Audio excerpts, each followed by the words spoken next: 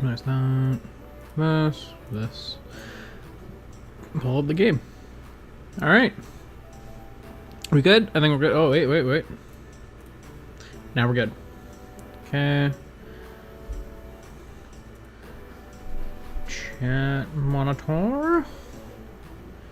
Chat monitor. All right. Hello. Let me take a sip of water. So, trying to think what to start off with. I suppose let's look real quick.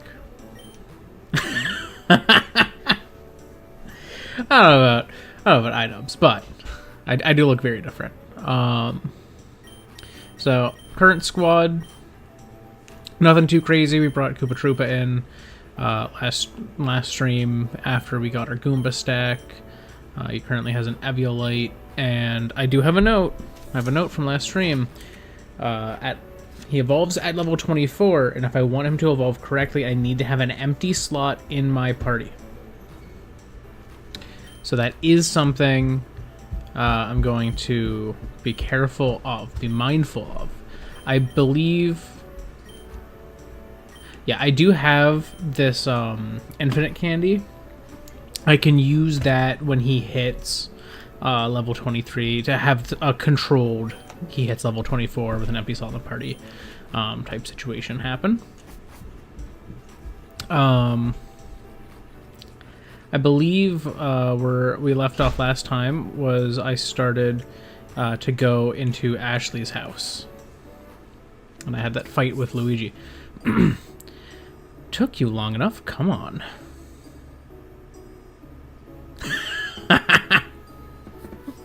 I did this not entirely by choice. So this facial hair comes courtesy of a coworker that I have who just recently joined my team. And I made the joke, and I commit to my bits, made the joke that if he got the job on our team, I would shave my beard because he just had a mustache. And I honestly, I don't mind how I look with just a mustache. There's something novel about it to me, and I realized that last time I did this a year ago now.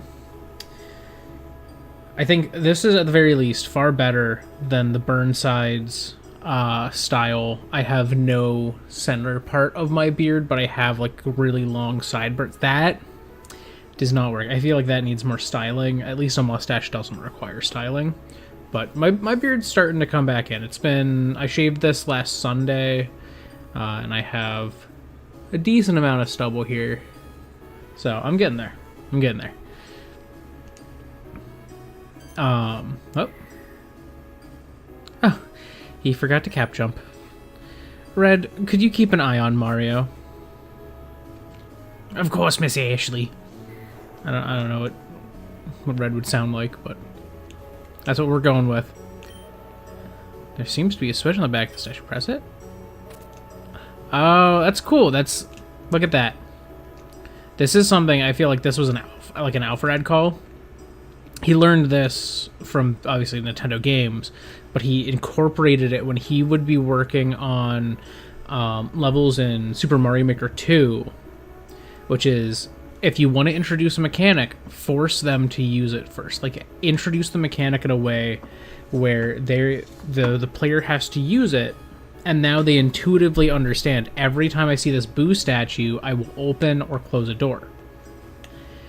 Most people who've played like a Pokemon game, or really most RPGs that have that style of a puzzle mechanic, would know that, but he still put it in case.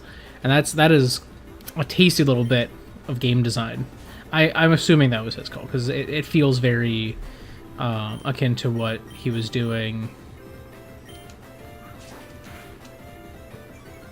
with his, levels in Mario Maker.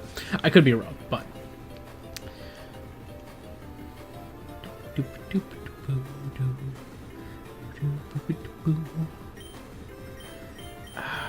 I don't have anything else that I can hit it with, and I feel like Razor Shell does too much now. Do I just throw a hat?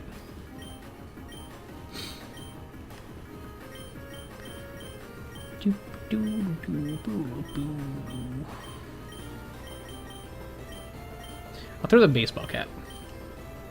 Basically throw a great ball. I love how when it lands on them, it does look like they're just wearing a hat most of the time. If the sprite's not too big. Alright. Boo was caught.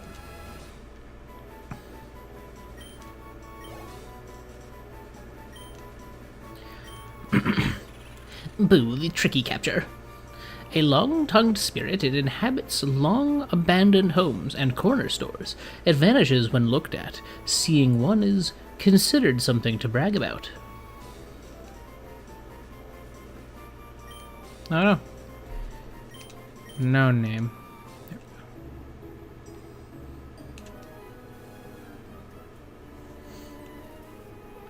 Yeah, no, honestly, I've never watched Mr. Beast, but I would say, like, I guess a bit of a Mr. Beast defender at times. I'm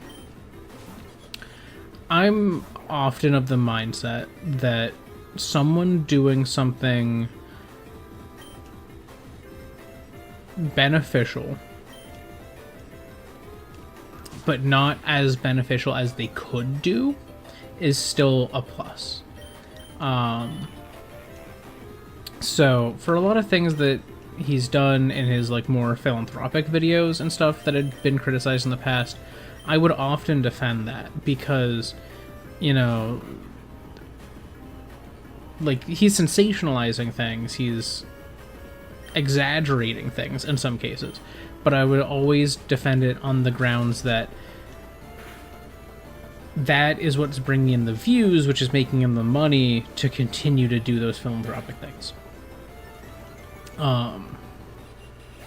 And that, of course, he wouldn't do as much as he could, or of course he would use some on himself, like some of the funds that he earned on himself, but that, you know, often some would be put into the next philanthropic thing. And I always defended that and felt that people were being overly critical in some cases. But the mist. It cursed me. Okay, well, I might be able to take him out unless he's a dragon type. Let's find out. But I would often defend that. And I still think, for the most part, that's true. But other things about how Mr. Beast rolls, let's say, have put me off from him far more than those early criticisms. And I think that's the thing, is like, often people will criticize a content creator or a group of creators just because they don't like them.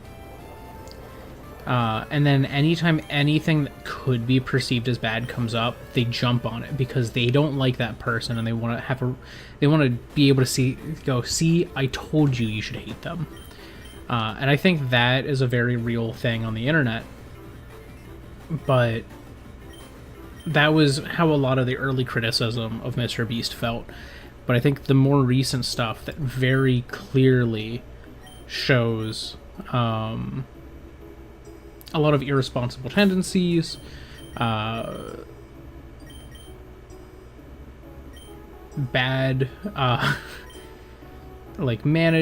managerial tendencies, things like that, like all the stuff that's come up recently. I look at them like, you know what? No, like that is actually, these are genuine bad things. And I won't join on the people who just wanted to have a reason to go see you should hate him. But I think that it is true that what he was like the things that have come up in recent time is very bad, and that, you know, not a good thing.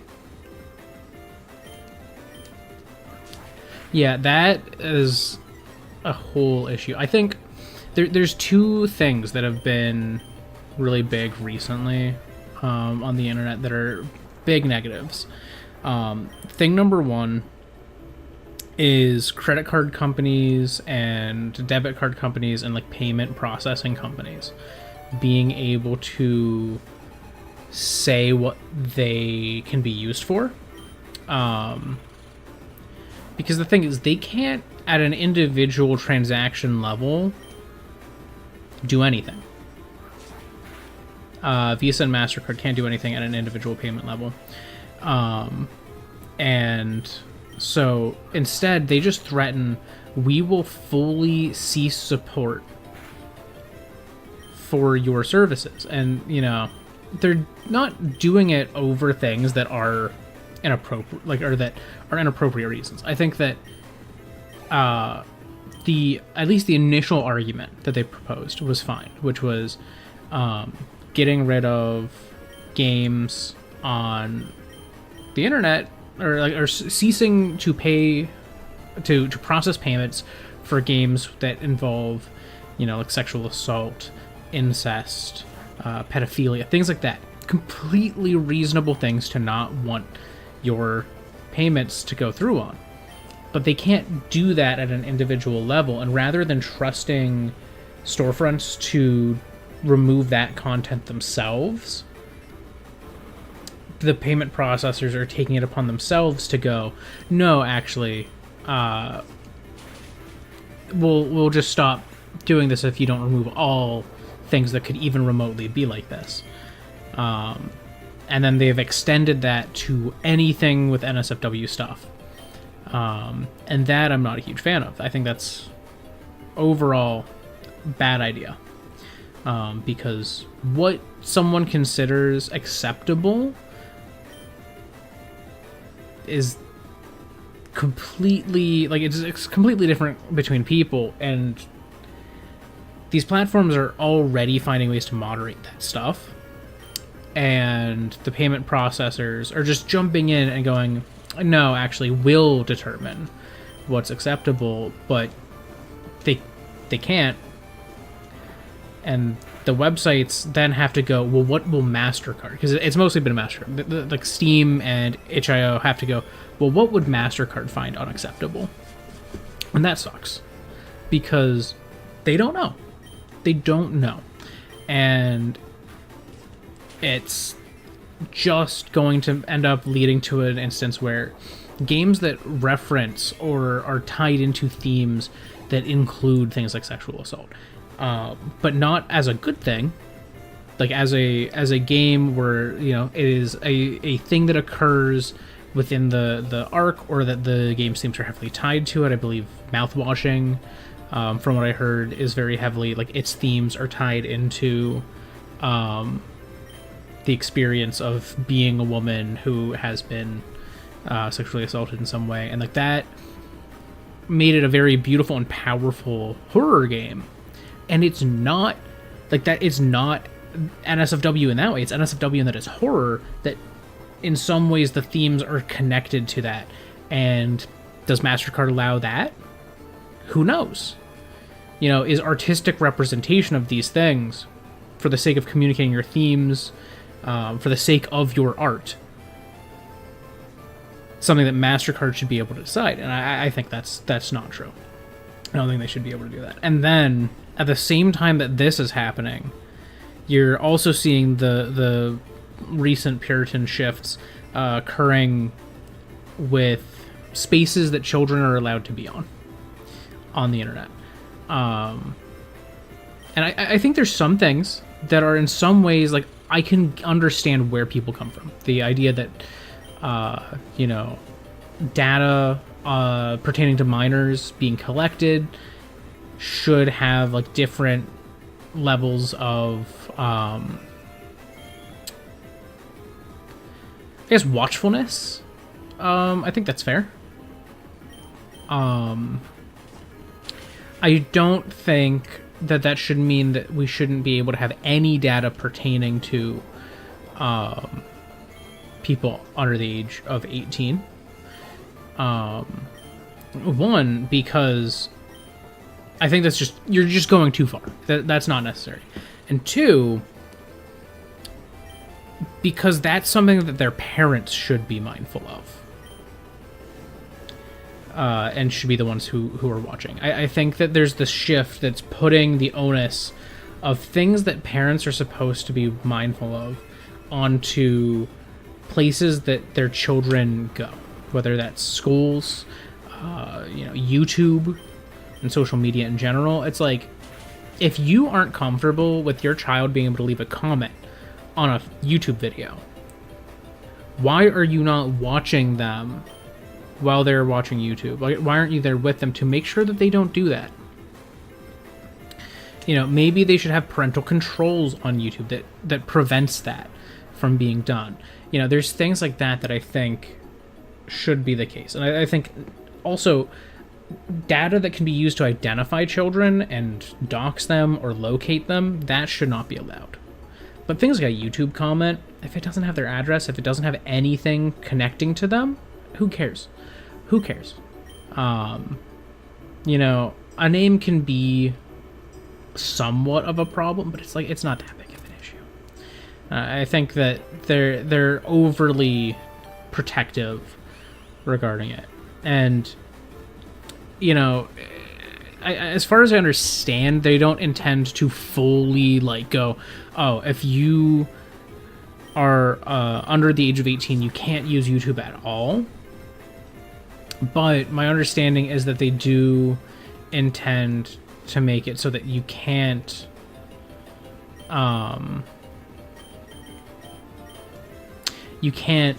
view any content that is considered as 18 and up, which they already have restrictions in place for that. But now they expect you to provide something that genuinely verifies your age. Again, why are parents not being involved in the policing of their own child's online habits? Why are we blaming YouTube when a parent is allowing their child to have a YouTube account that says they're 30 or something, so that they can go and watch educational nude yoga, quote unquote, or something on YouTube? No one's watching actual NSFW stuff on YouTube for that.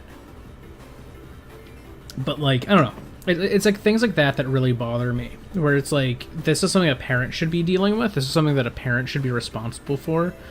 And we're just pretending that, no, it's actually YouTube that should be responsible for this.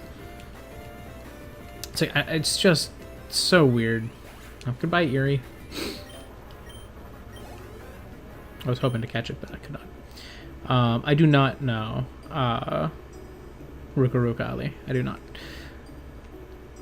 I am assuming that's how that's pronounced.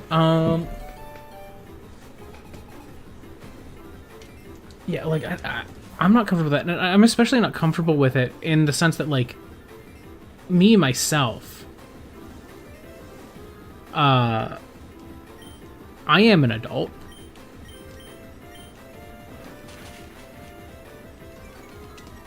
I use YouTube. I don't know that I want to have to upload my ID or something like that to directly show I am an adult.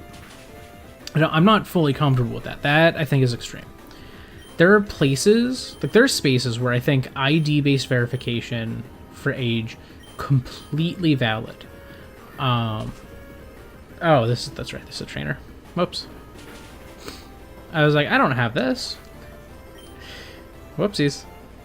That was my bad. But yeah, I don't know, there are spaces where I think that's completely acceptable to, not allow children to have an account. And if you want to have an account, you have to provide some form of verification that you are who you say you are, that your age is what you say it is. This isn't something I know from me personally, but I knew people in college who did experiment with the idea of, it wasn't OnlyFans, it was some sort of adult content site, and they had to upload images of their ID with their application to make their account. And I don't know that this is universal, but I know that it was the case with whatever they were using. And that was because they were making an account that they were applying to be allowed to upload content. And they needed to upload photo ID, a photo of themselves, and like stuff like that, because the idea behind it being they need to verify that you aren't someone who's being human trafficked. They need to verify that you are someone who is of legal age to make such content. And I think they said something about like on any given video there had to be like a consent agreement signed off for anyone in the video that wasn't the original person whose account it was. That was something that they mentioned as well. So it's like there were 3 layers to verifying that everything was legal, that no one was, being abused or manipulated. And obviously it's not a perfect system. It's not going to guarantee that that's the case. But they had all of these layers they had to complete to make that application. That is a completely reasonable instance where if you are doing something like that, you should have to have more verification. You should have to confirm that whoever is doing this of their own volition and stuff like that. All of those things should be in place. I think that is fair.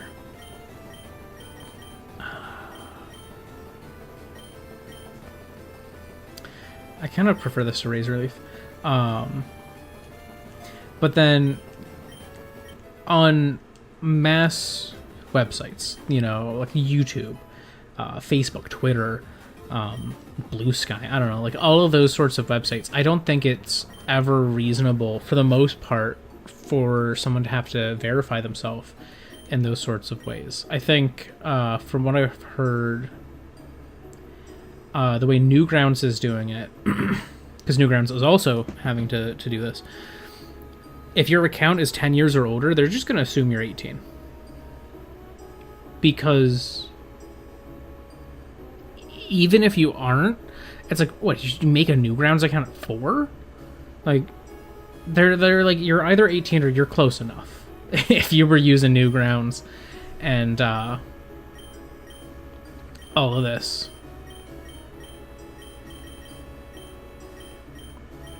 Let me see, do I have...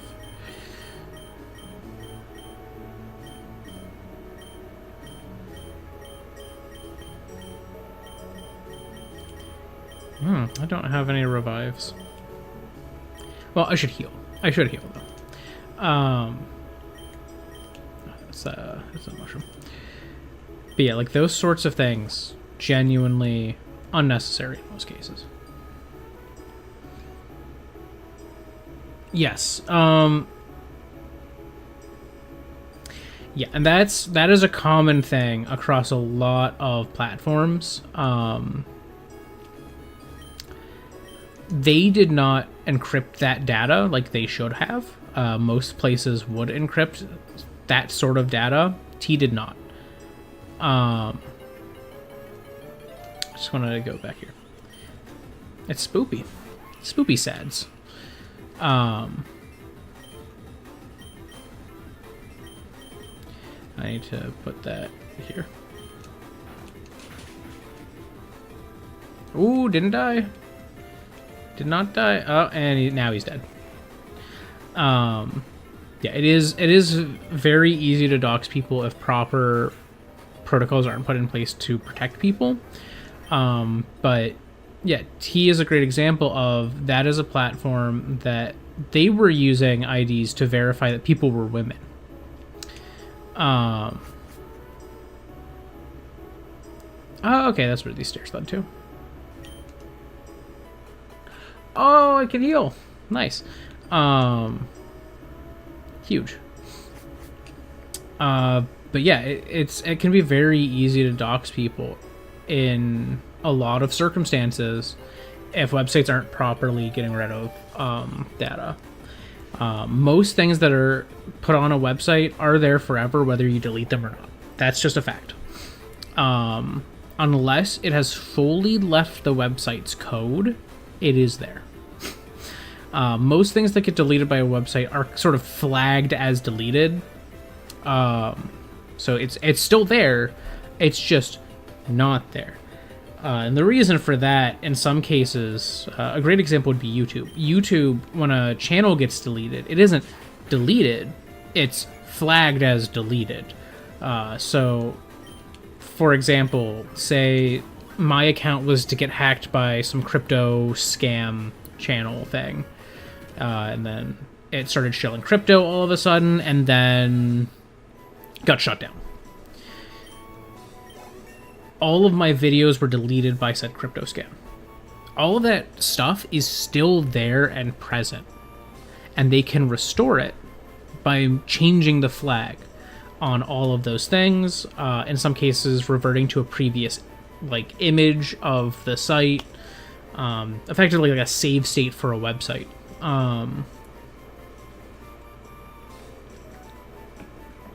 So they can do that.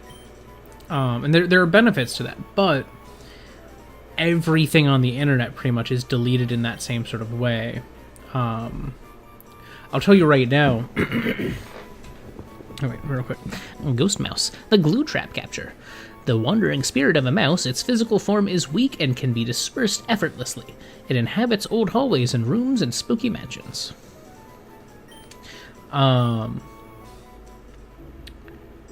So I work at a bank, and there's a lot of data that we take in, a lot of people's very private personal information. And I'm just going to say this is an industry standard thing. A lot of the data, when it comes in, we store it on a specific platform, very secure platform. The platform itself is heavily secure. An individual piece of documentation that we store, if someone was to delete it from our system, quote unquote trash it, it gets moved to a section of the data associated with that specific transaction called trash. And if someone knows that specific transaction and its information, they can somehow get into this highly secure system. They could go and find someone who had, made a transaction 5 years ago that involved that specific document, and they can find that document. It sounds very risky. It is a very secure system because they know the risks that could happen if it was to be compromised. And the thing is, it probably will be someday. That's just a fact of existence. And, at my specific bank, I imagine this is the case at most, it is against policy to view, to intentionally view and take information in from documentation that is not relevant to your job function. So, hypothetically, I never have to see someone's, I'm someone who never has to look at a social security number, ever. I could go into the system and look for someone's social security number. If I was doing that intentionally, it's not within my job function, I could get in trouble for doing that. So, there are policies in place within the workplace, within the software that we use, but it's just another example of, nothing is deleted. Nothing on the internet is deleted. I think Snapchat was sued for that in the past, that they say the snaps are deleted. They are not. Police can, as far as I understand it, request your Snap history. That was a thing, at least that I was told when I was in high school. I remember, because that was when Snapchat was first getting big, and we were told, if you were to send nude photos as a teenager to another teenager, obviously that is considered distribution of child pornography. If you were to send it on Snapchat, it's still considered that, and you can still get in trouble for that. Now, I think that consensually, I don't care what kids are doing within their own age group. I think that's, if an 8th grader is attracted to an 8th grader, whatever, I don't care. That's neither here nor there.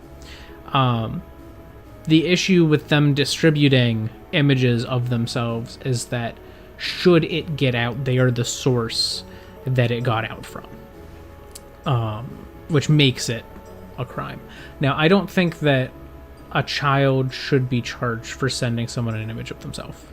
In any case, I think that either whoever solicited it could get in trouble, or if it was eventually distributed to unintended parties, then sure, but I don't know. But that's kind of getting into the weeds with things. I think that children and teens deserve more rights on the internet and in the world at large, though. I think we, especially recently, have entered this very puritanical era of the internet, of society, and I think it's unhealthy, because I think that when you are growing as a person, you need to be able to explore yourself. You need to be able to have safe spaces to talk about certain topics. One example I recently saw is that on the subreddit r/incest, which is a real thing, that is designed as a safe space for people to talk about instances where they were victimized by it. Children cannot access it, which means that a child is not able to enter a safe space to ask for advice about what they should do if, God forbid, their uncle or their aunt or one of their parents or a sibling does something to them. And they are completely banned from that because they are under 18. That is ridiculous to me. That, like, so many people are like, we need to protect the children, and then they do things that actively make it easier for people to hurt children. The same thing happens with viewing things like all of the whole spectrum of people attracted to underage people as anything but psychological conditions that can be treated, which they can be. And that puts children in danger because now therapists aren't allowed to talk with patients about those topics. And then, because if the patient talks, then the therapist is required to report them to police. They get arrested even if they've never done anything. So someone can't even go to a therapist and say, I have thoughts I don't like to have about any illegal group. They can't seek help, and then they offend eventually, because that's what happens if someone can't seek help. It's like if someone kept saying, I keep having suicidal thoughts, eventually they attempt suicide. The same thing happens in any type of thing that we don't want to see. And I think that we overly villainize people who haven't offended, which makes them unable to get help, which makes them eventually attempt to or actually offend. And then people act like it was entirely their own fault. And it's like, it is to a degree, but it's also the fault of everyone in the society that made it so that they could not seek help, and thereby enabling that child to get hurt. I think it's everyone's fault in that sphere. And I think the same thing happens in so many forms, online, in person, all sorts of things. And this puritanical shift that society and the internet and people at large are going through right now is going to get people hurt. It is going to cause worse problems. And it's like, I don't have the solutions. I'm just a person.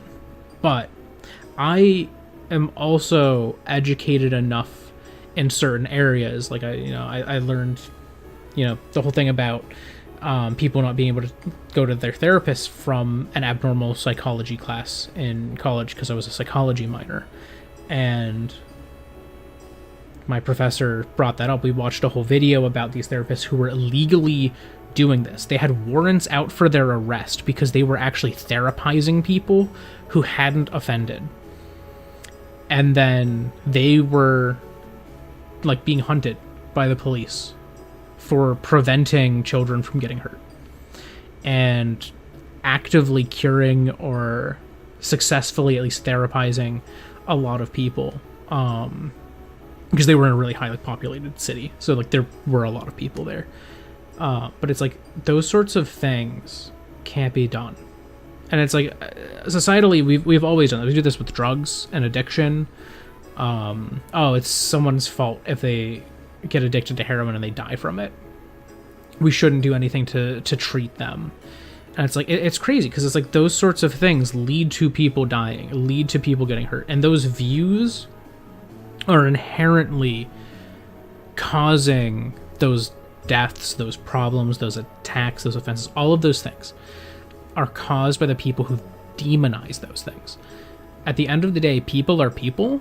Everyone is human. Everyone deserves some level of human respect, including children, including adults, including people who do illegal things, including people who want to do illegal things. They all need to be treated with a level of human dignity and given the tools, at least at first, to be the best people they can be. And I think that societally, Puritanism is against that. It's accepting that some people will be hurt so that you can pretend no one will get hurt. And that's just messed up to me. Yeah, it's crazy. Well, and the thing is, that's what people say T was. That's what people say T was. That's not what it was. T was just meant as a social media platform that was women only. Societally, there's not a lot of safe spaces that are women only, where they can talk online. So a lot of people use it as a venting platform where men couldn't see it. And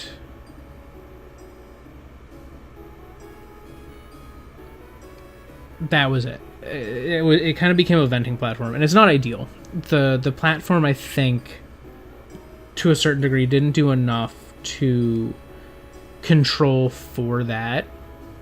Like they just didn't do enough to make the platform non-toxic. It became very toxic, and I think maybe to a degree it was intended to get a little toxic, but it became so toxic.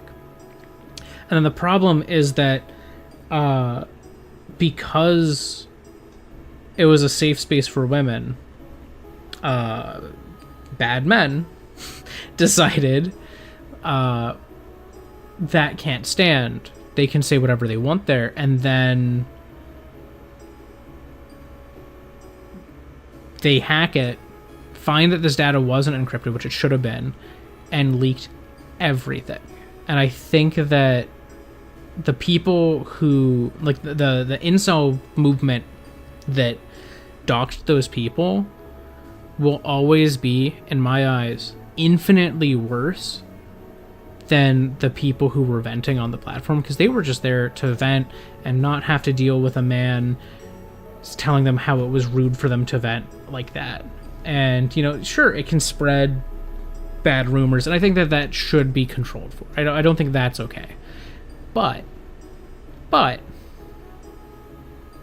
I don't think T was an inherently bad app. I think it was poorly run, very poorly secured. And I think that then a bunch of really bad people took it and took information from it and leaked it, and that was bad. But yeah, no. That's enough of me ranting about the recent puritanical stuff. I was just seeing a new update in the whole MasterCard thing. The YouTube and age verification stuff has been topical, so I apologize for interrupting the middle of Super Mariomon with a rant about how sort of fucked up that whole situation is, and that it will do more harm. But that is just the case. It will do more harm, and that's not fair to anyone. Yeah. Anyways, let's get back into Mario. Apologies for the random rant. How was my voice for Red? I only had one line with them earlier. Mario, you got here quickly. No matter, in order to proceed, you'll have to face a gauntlet of challenges. It was a little more like that. Are you prepared? Yes. Yeah, perfect. Okay. Follow the movements of this toad?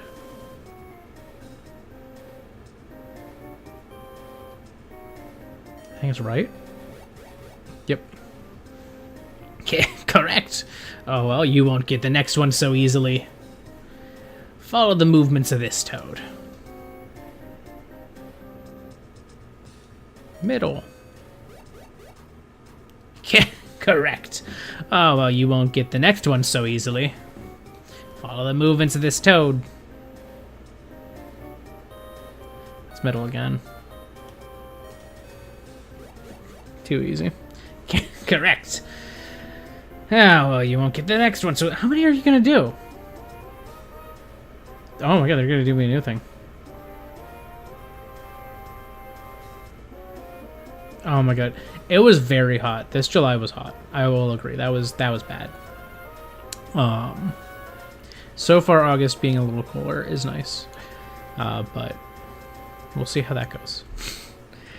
We'll see how long it lasts. I'm sure a lot of places are going to see heat waves soon enough. Alright, make sure you pay attention to what you're about to see.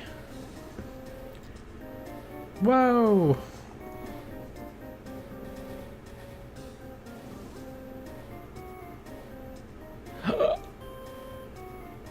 I think there was like 10. I think there were 10 total and there were 3 sniffets. What? How? Again, do it again. Okay. So 5 of the 10 are sniffets. Yep. It's just 10 every time. Okay, do it again.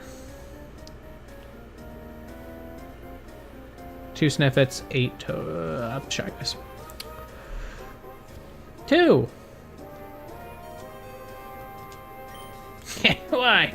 The next one, you won't win so easily on the next one. That's it. Time for the ultimate test. Uh-oh. Luigi.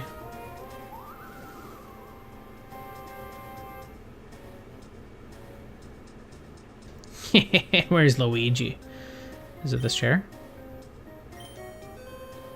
That was the sparkly chair. What? How? I gotta tell Miss Ashley about this right away. She's gonna be upset.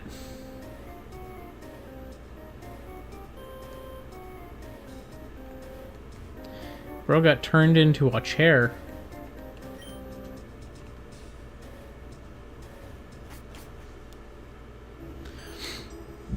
Miss Ashley, Mario made it. Huh? Oh. Of course he did. I know how this goes, but are you sure you want to fight? I can give you the passcode and we can move on. Well, want to fight? Yes, I do want to fight. That is crazy to think about, but yeah, that sounds about right. Okay, your loss. Because I was... I think it was the summer before college that I watched the Steam Train Genocide run. Which was the only way I've experienced Undertale, funnily enough. Like, at least in a full form.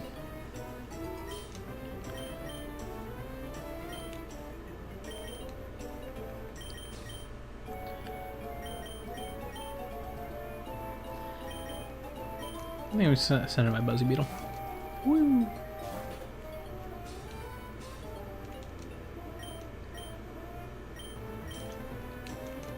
No! How dare you. I love that it's actually Ashley's theme for this fight, too. That's fun. It's crazy to me. Like, I don't know how old I thought Deltarune was. But it is much older than I thought.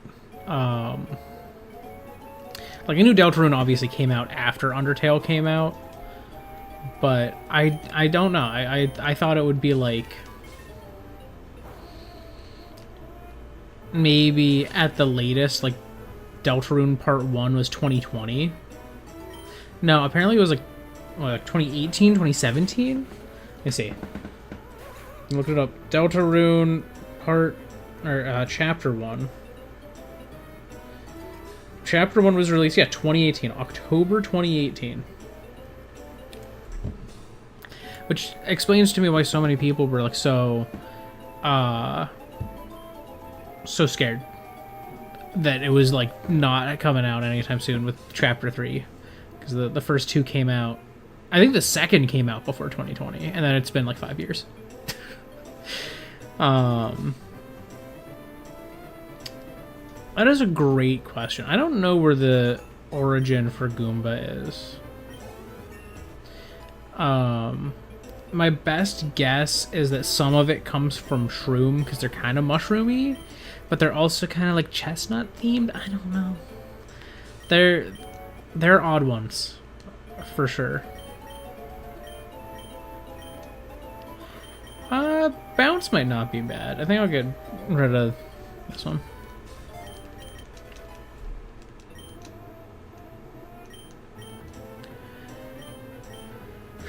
Bruiser is definitely a fighting ghost type, so this ain't gonna work well. It could have guts. It could be a gutsy one. Huh.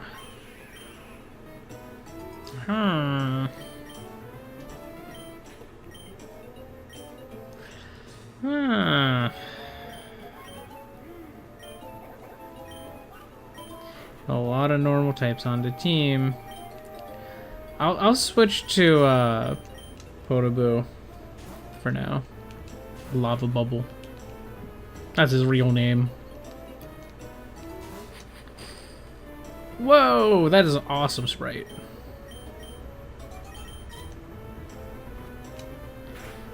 Okay, he outspeeds me. Oh, switching.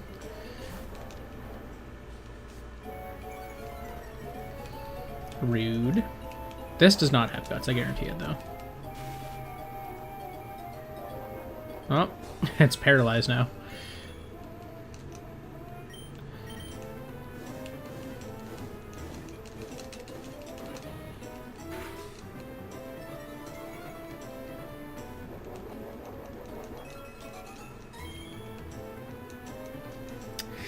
Oh, the paralysis is working. Okay, so I'm going to Flame Charge again. Now I can outspeed the Bruiser.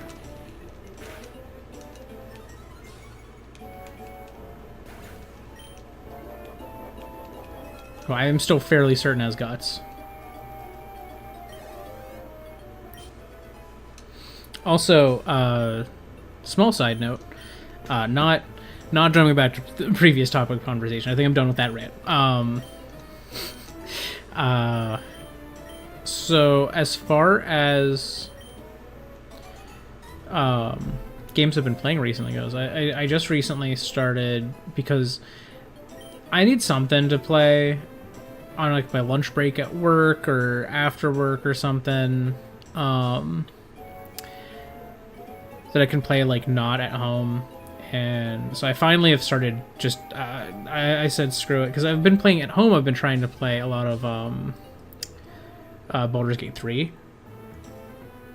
Now that I played a ton, I'm not home a ton, but when I am, I do try to play it sometimes. But yeah, on my Switch, I've started playing the first Xenoblade Chronicles, the Definitive Edition, and gotta say, it do be good. It really is. It's a very good game. I am still pretty early. I've played Xenoblade Chronicles X, so I'm used to some of the gimmicks that they have to their combat and stuff like that. Oof. Pair flinch. Uh-oh, Oranberry. I'll heal like 1 health off that. His attack is high. Well, at least he's paralyzed. I wonder if he does have guts.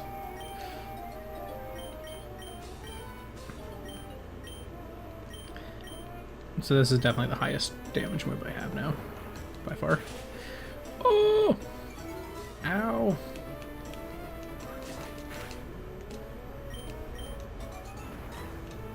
Nope.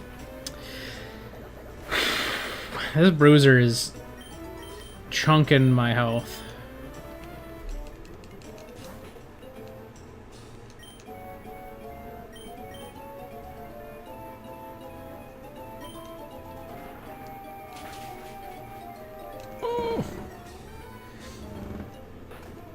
It depends on how they animate the sprites. This dude is not taking any paralysis turns. My god. Well, I know who's getting in the friggin' thumbnail is going to be Ashley and this crazy demon of a bruiser. I'm writing that note down right now, so I don't forget. But it depends on how the sprite animations are handled. I'm not a huge fan of, was it Dorkleys?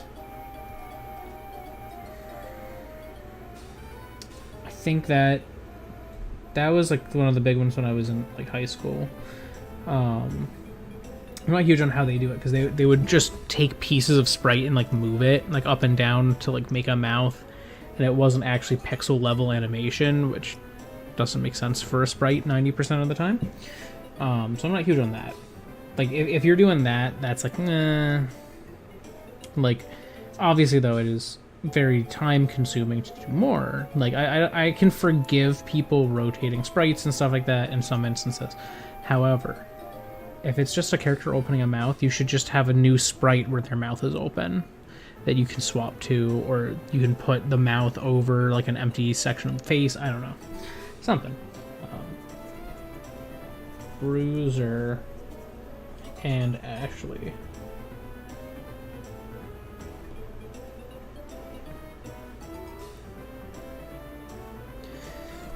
Yep, that's...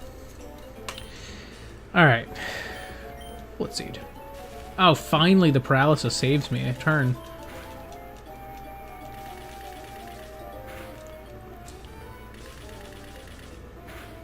Goodbye, Bruiser. Friggin' demon.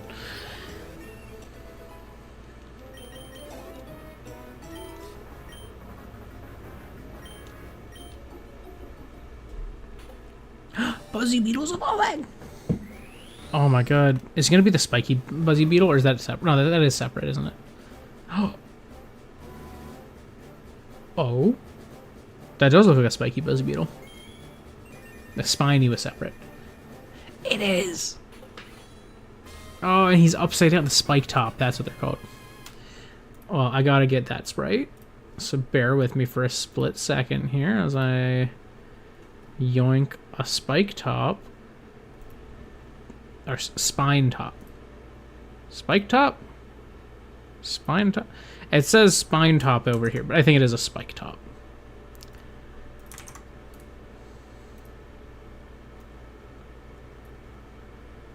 Spike top.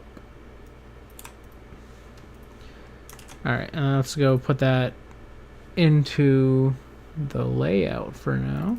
Though he's gonna leave the team shortly. We'll use him at least until we get to the end of this section. I want to learn Smart Strike. I kind of prefer Metal Claw for the fact that it can raise my attack. The third word is win. Now be gone. Okay. I'm gonna go put that in my notes.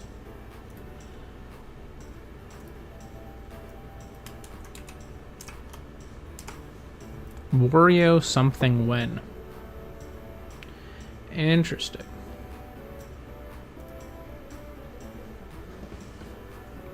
Yeah, I'm not as huge on ones where they make rigs out of the sprites. I prefer if they use a sprite sheet.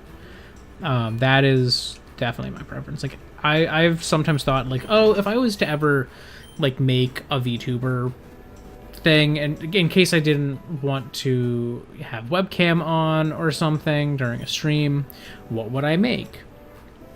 And I know for a fact I would probably do pixel art. And that it would be a series of sprites that are chosen based on my facial expression or what I'm doing. So like a very complex PNG tuber, basically, is what I would want to do. How that would work, I don't know. I don't VTube. I don't know how that would work, but I think that would be really cool. That's something I've thought of before as well. Like, I think a claymation style VTuber would be really cool, where the mouth shapes and eye shapes are pulled from a set of distinct ones that it swaps between as they're doing stuff. I think that would be really cool. But yeah, I think for me, it would be something like that, where it's like directly made of pixel art.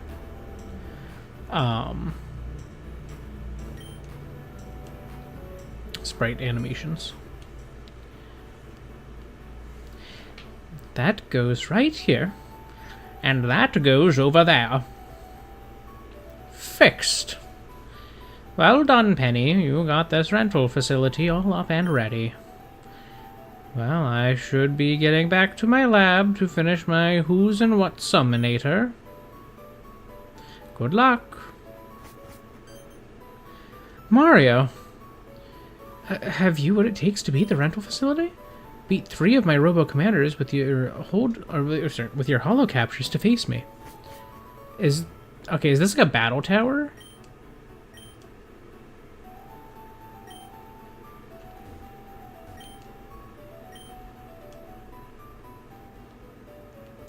What is this?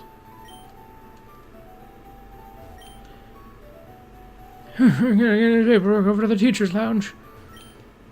Did you also get detention? Man, this stinks. Better head up to the teacher's lounge right away if you don't want to get into even more trouble.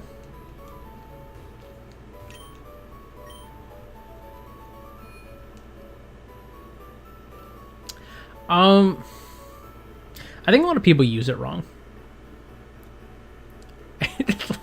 That's my stance on it. I think it's funny that people have started using a Star Wars term that was anti-droid against LLMs and like AI models for like image generation and stuff like that, and for AI stuff of that sort. I think it is funny, but I think we should make it clear, not all bots are robots. You know? AI bots are not clankers. Small rant. It's not going to be as big as the earlier rant. Small rant, but a clanker is a droid. It is a robotic being that has a metallic body that can move around. It clanks as it steps, or, you know, moves its arms around or legs or whatever it has. That is what a clanker is. It is a droid. Which in Star Wars are fully sentient in most cases. So it is a slur in that instance. Here, it's just a derogatory term. I don't think it can be a slur if it's not directed at someone or some group of people, and it's not directed at people. It's directed at AI bots. I think it's fair to say clanker when you're talking about like a robot that, like one of those like humanoid robots that some guy had recently shown off, like can put his laundry in his washing machine for him. Stuff like that. Those, yeah, that's a clanker. If you see one of those in your workplace, yeah, that's a clanker, sure. Use it. But if you're talking about ChatGPT, if you're talking about Midjourney, that's not a clanker. It has nothing to clank. It has no movable mechanics. It is not a mechanized mobile unit. It is a server. And that's not a clanker. So my issue is people are using it wrong. And I don't like that. As a Star Wars fan, people are using it wrong, and that bothers me. Oh, you give me some experience, can't you?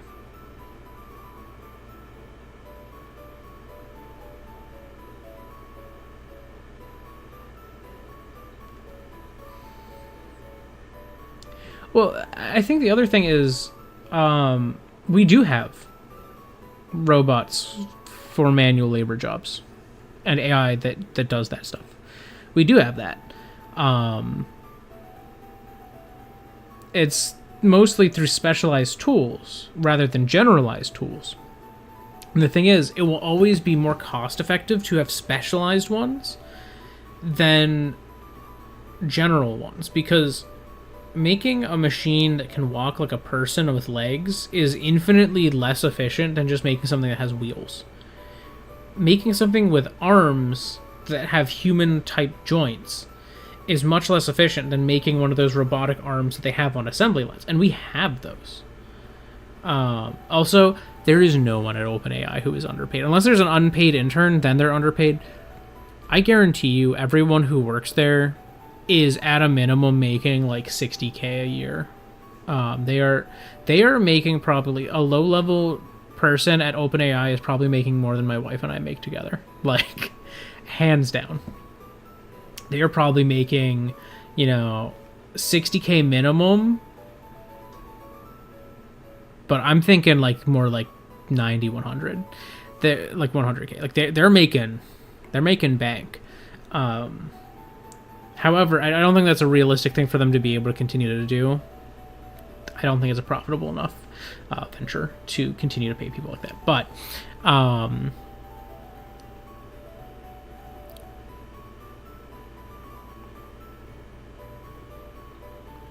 and the thing is, I think that we do make those specialized tools, but people want general tools. People want something that they can spend $1 million on, and it can do whatever they need it to do, rather than something they spend $10 million on and get the labor of 1 million people from. It's crazy, like, how strong some of those tools are. That's how they get you. I think they're probably making good money. But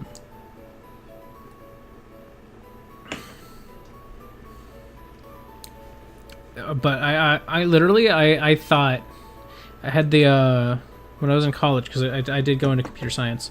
I had the whole Green Goblin mask conversation with myself. That was like, do I work in tech or not? And I said no. I applied to one position, like one minor position at Google. Didn't hear anything. Like, it still literally says my application's pending. If I looked right now, it's still not declined. In all likelihood, it's just sitting there. And when I did that, I was like, oh yeah, I'm not gonna apply to that ever again. But those sorts of things, I don't know. I don't want to work at a tech company because, like, I don't get paid for YouTube. I do this for fun.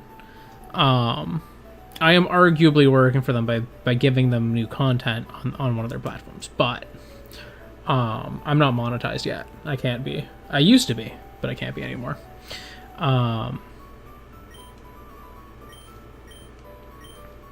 Just talking to these people. But, like, I thought about it and I was like, do I actually want to work in tech when I know that it's just not stable? Would I rather work a job that I know is going to be stable, or would I rather work a job that will pay me a lot of money in the short term? And I opted for stability, and I have not regretted it. Oh.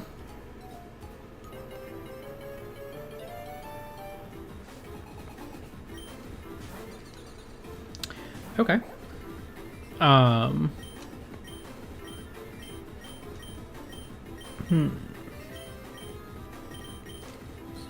I am faster already. But yeah, like, I don't know, it's like...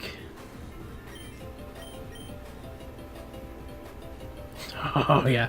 That's the thing, is, in any field, there will be jobs that are probably morally shaky, and they will pay you so much money. One that I know of was, there's two paths people can go with a degree in geology. They can go the path of studying geology, like continuing to study, becoming a doctor in it or something, or just being a researcher and making an okay amount of money.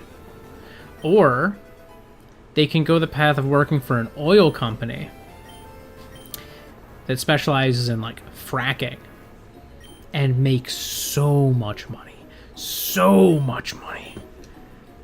And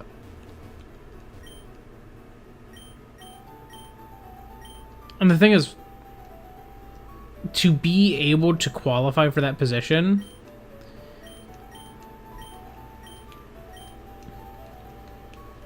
oh my god, this is a long one.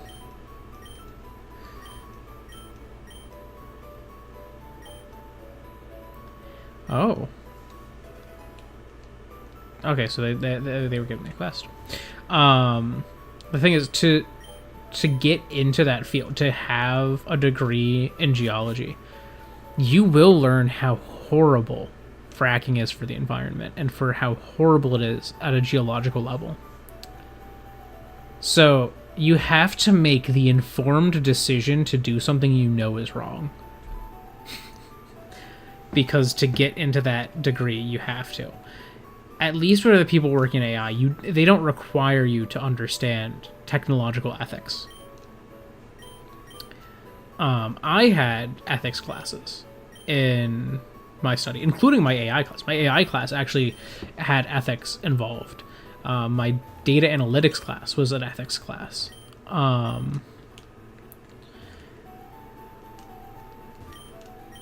Hello, Toadsworth. Do you want to fight? Do you want to fight? Do you want to fight? Do you want to fight?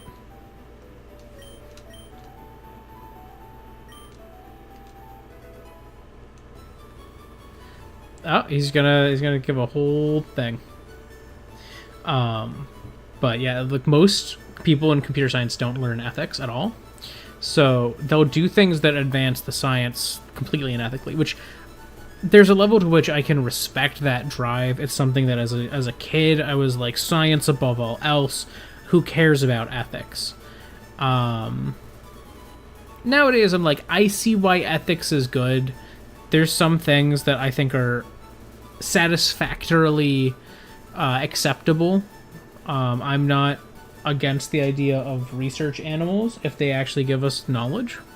I'm perfectly fine with that. But when it comes to computer science, most of the ethics pertains to people's rights. And that is a whole can of worms. And a lot of people in computer science have no understanding or value for people's rights. They just have an understanding and value in pushing technology forward. And they don't always do it in safe ways, especially AI. There's actually a recent thing with ChatGPT, actually pertaining to things that can be deleted. Conversations with ChatGPT cannot be deleted and can be hacked. Recently, a large number of quote-unquote deleted ChatGPT conversation logs were leaked, and I mean hundreds of thousands of conversations. So anything you ever have said to ChatGPT, it's in there and can be leaked. Anything you say in the future, same deal. Because they need it for training data. And ethically, probably not the best thing to have a non-human confidant for people that you then keep the conversation logs from with associated information like that. Like, it's just, that's a bad idea, ethically speaking. Imagine it leaks. Now it did. What now? Anyways. Good day, class. Today we'll be learning about the power of a capture's hidden abilities. Professor Toadsworth, what's a hidden ability? I thought captures could only have 2 abilities. An excellent question, young man. As you said, captures usually only have 2 abilities. However, there are also hidden abilities that most captures can attain through special means. Master Mario, would you come here? I will now demonstrate a battle with some of my captures that have hidden abilities. Make sure to pay close attention, class. He is gonna fight me. Hi, Toadsworth. Yo! That's definitely what Mariomon evolved into.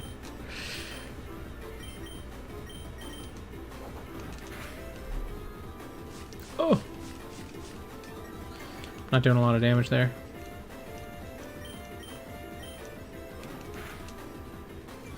Oh! That was neutral. Oh, he's a ground type. I don't like that he's still doing that. Razor Shell. Okay, lowered his defense.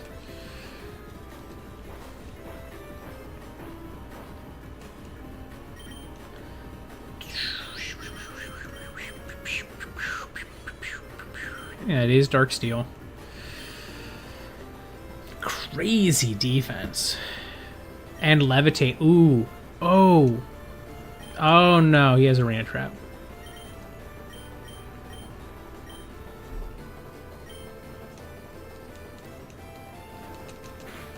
Ow. He didn't kill me.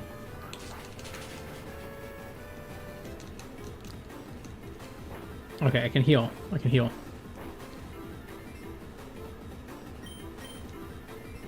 No, that was so cool. That, honestly, very cool era. I kind of miss that in some ways. Now, I think it's really cool that you can have weaker consoles like the Switch or even like a Steam Deck or something, and you can play like the original games. But I do kind of miss that era where like for every game that came out, there were like 2 versions. There was the console version and the not console version. Sometimes there were like 5 versions. But like, I thought that was kind of cool. I remember there was with the whole era of Sonic Boom. There were 2 games. And Sonic Boom had... I figured that would be more effective. I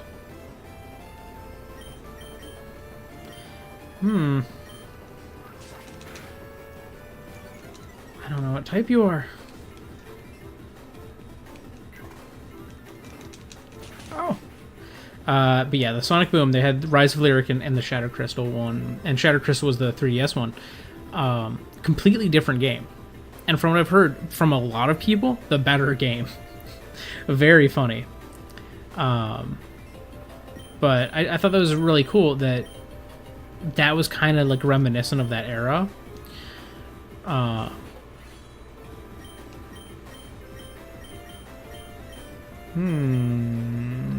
dig. I like a levitate Pokemon having dig. That's fun. Which I guess Flygon probably gets dig. There we go. Now we're dealing some damage. But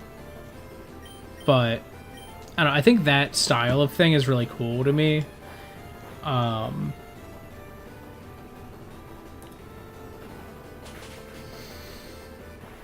think that happened with one of the Dragon Quest games. They did a remake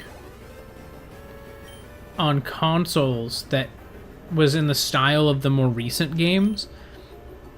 And then they did a remake on like the 3DS or something that was sprite based. Or something like that. Maybe I'm misremembering, but I thought that was kind of a cool concept. Brilliantly done, Master Mario. And that clashes the power of a capture's hidden ability. I hope all of you found today's lesson enlightening. But Toadsworth, how can a capture gain access to their hidden ability in the first place? Oh, how foolish of me, I forgot about this part entirely. Apologies, class. Allow me to elaborate. A capture can have their ability changed to their hidden ability through the use of an ability patch. As you may expect, it is a rare item. However, I hear you can get it from Toadette over at the Toontown Battle School, if you're skilled enough. That'll be all for today, class. I hope you found today's lesson helpful to your pursuit of Power Stars. Yes. Yeah, honestly, yeah. Lost World also got one, yeah. That's a good point. I forgot about that. That was brilliant, Master Mario. I'd like you to have this as thanks for assisting me with my lesson. Oh, free ability patch. The item I just gave you is known as an ability patch. Like I said in the lesson, this will change a capture of your choosing's ability to its hidden ability. Use it wisely, Master Mario. If you'd like to check a capture's hidden ability prior to using the patch, I believe the Tattle Dex the professor gave you can provide that information. Wow! Wow!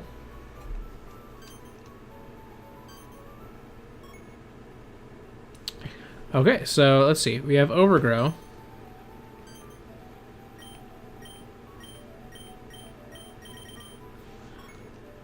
or unburden. Interesting.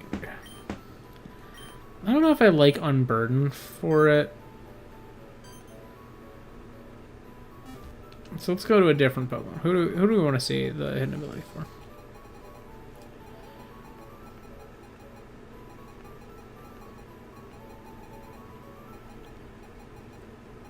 I feel like Yoshi's is going to change when he gets fully upgraded. Can I see? I can't until I've caught it. Okay. I was just curious of Bruiser Head Guts. Okay, yeah, so these two are fully done. Yeah, you can see the stats just all generally went up, but they're all the same things. And that is the end of the Buzzy Beetle line, so Spiny might be next. What is yours? Speed boost. That's not bad. I kind of like that. Cataquack. What's yours? Water absorb or Mega Launcher, and then you can change to Opportunist. Interesting. I don't like a Mega Launcher on it when it's a physical attacker. Oh no, it is mixed. Never mind. I was reading speed as special attack. Okay, that's not as bad. I kind of like Water Absorb though more. Mega Launcher's not bad. Good to know.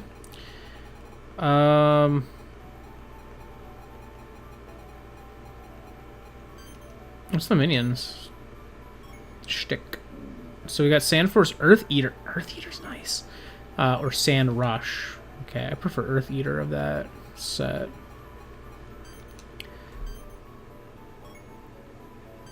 Evo, he has one Evo at level 20.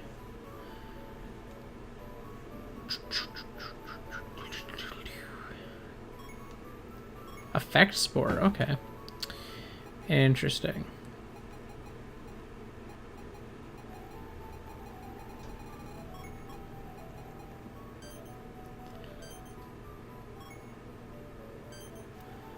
Broder at level 38 only gets Steam Engine. Interesting.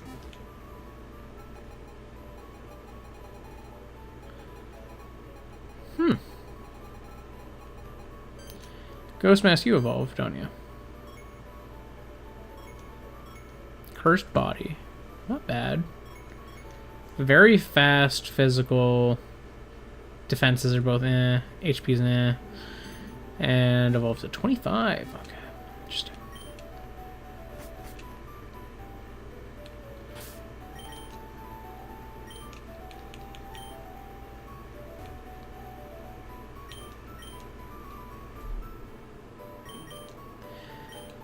Okay, the battle swap events. Okay, so this is... Okay.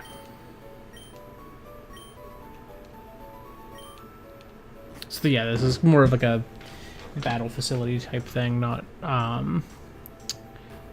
what I was looking for, but that's good to know. I'm gonna go heal.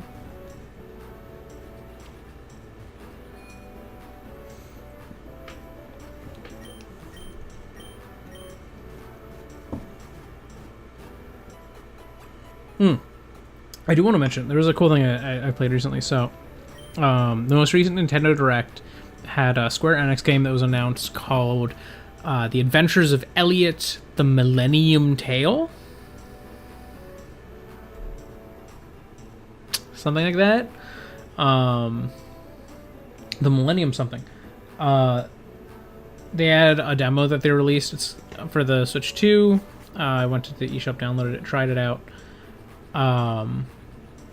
Very cool game. Unfortunately, probably 0% chance it releases on a normal game card. But if it does, I'm buying it. If it does, I'll buy it. And they said they're going to send out a survey. I'm going to say, hey, I'm not going to lie. Probably not going to buy it anytime immediately. And if it's going to be digital or game card only.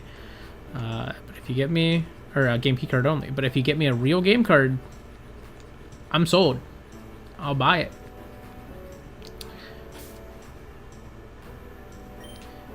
Alright. I need to look at the map. This is the map. Okay.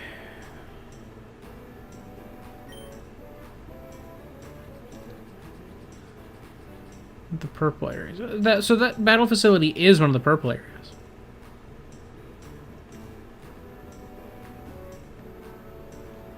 All right.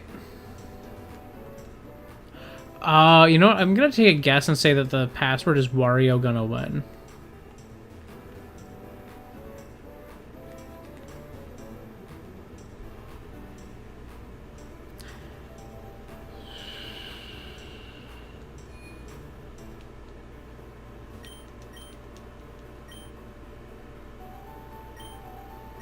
So I'm gonna try this. We're gonna see what this does.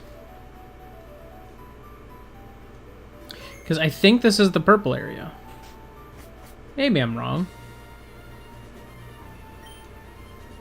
Alright, I may choose from a selection of captures.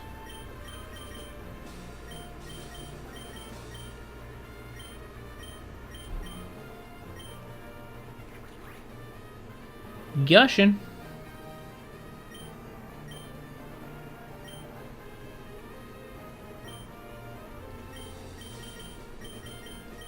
So Octazooka is really my only major damaging move.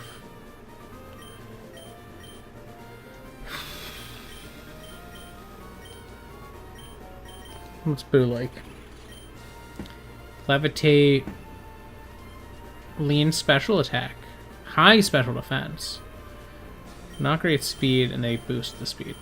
Okay, so Hex, Curse, Hypnosis, Dream Eater. Okay, pretty basic ghost type set.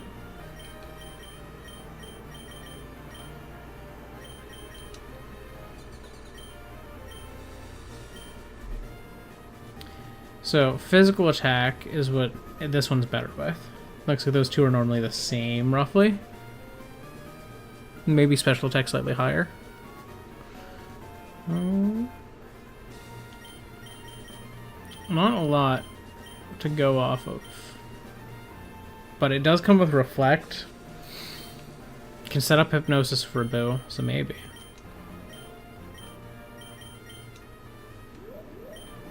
Strong Jaw. Okay. Okay, Choop Choop.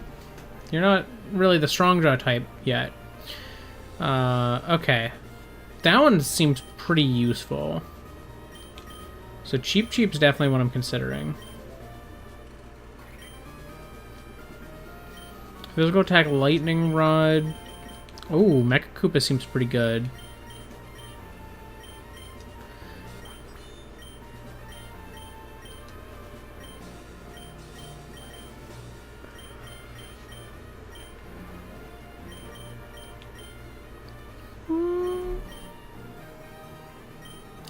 Not a great nature, but I definitely want Mecha Koopa.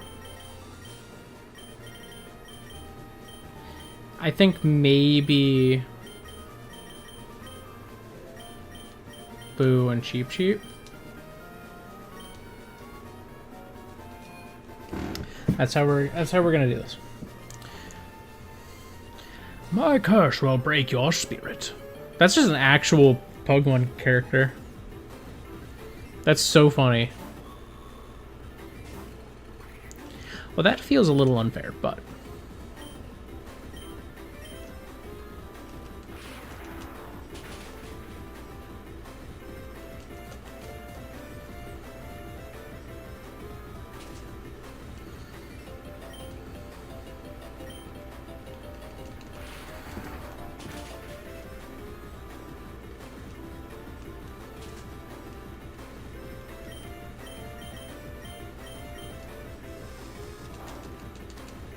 Take it out.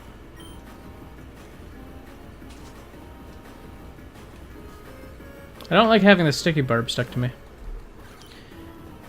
Cataquack. Aha, now you have the sticky barb. But I am defeated. No.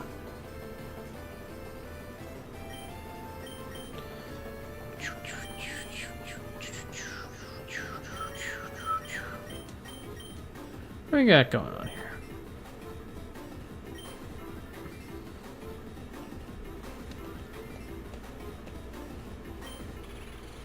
Oh, weird. I have no idea why. Because if you actually are banned, it doesn't delete them. It just doesn't tell you that you ever sent that. Like, it shows you that you sent it, but you'll never know. At least that's my understanding of it.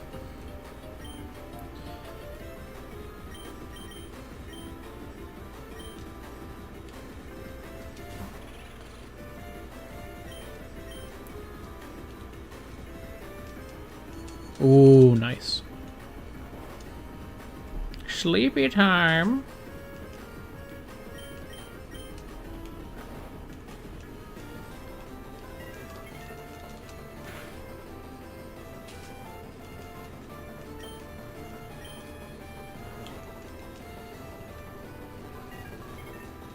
I love this hex animation.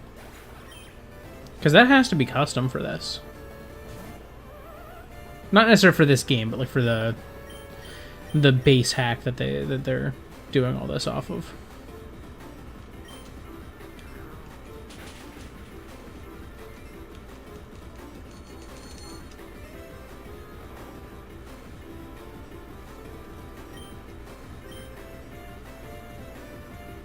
Oh, interesting.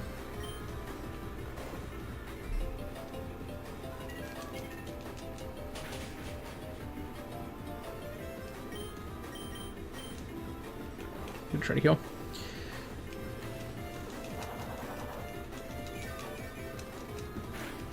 That's honestly pretty cool. Wow, that did like nothing.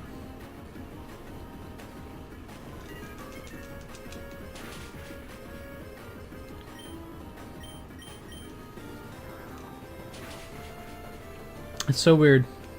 Well, I think that's cool. I think that's a cool idea.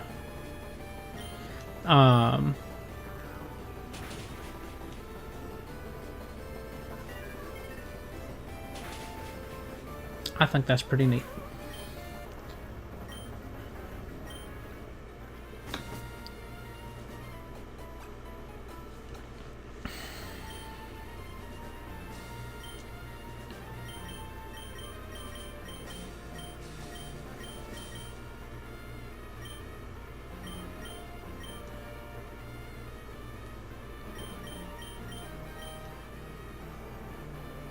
I feel like this is just an evolved cheap. So, like, that's my guess, at least. Though, I guess, to be fair, 2 of those were evolved, because the Boo was also evolved.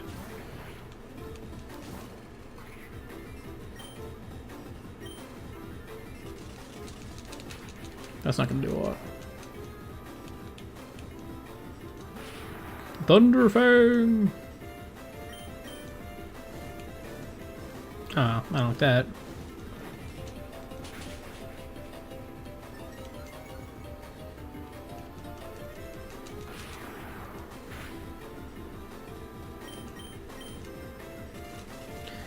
I'm gonna autotomize. Does that make me limber? Yeah, it's not shift gear. Thunderfang. I'm still slower.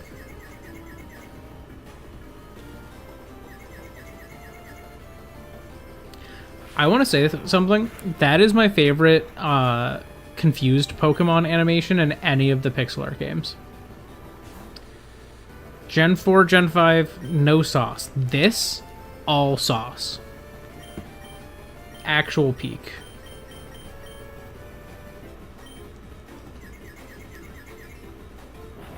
Yeah, that makes sense. Get wrecked, little spark. I kind of like that Mecha Koopa. He's fun.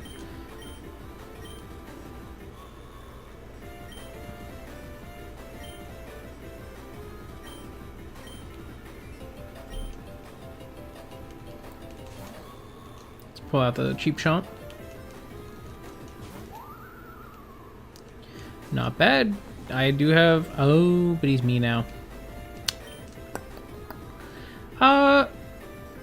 My biggest guess is they're harder to emulate, and so they can't run it in a browser. That is the most likely case that I can think of.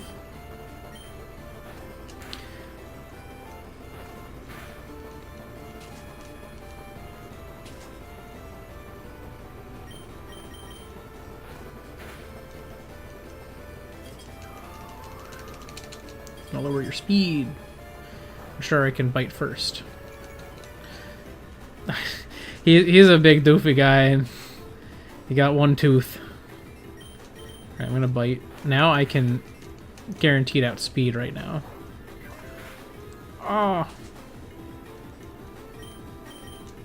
Throw mine.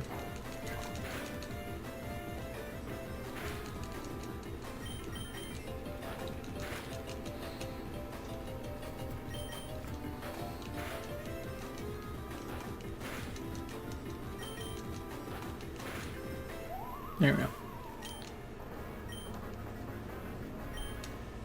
But yeah, I think they are very glossy. Yeah, I don't know about PlayStation, but I know N64 is very hard to emulate in an accurate way.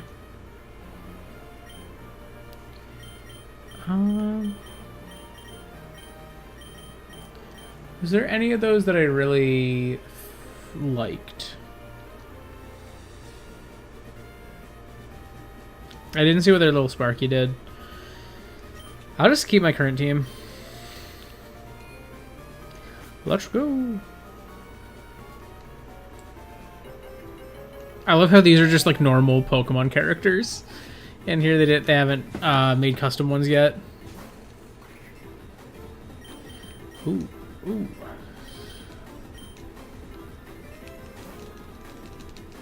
Swap out.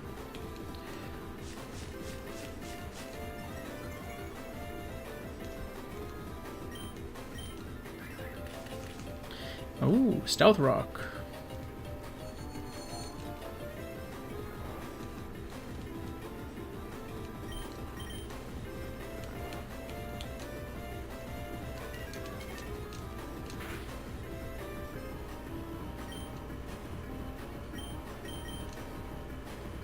That's fine, because he goes down anyways.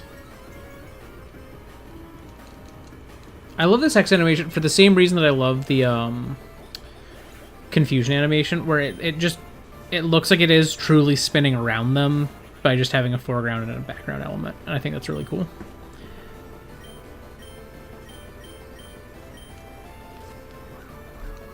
What have you given me? You turd.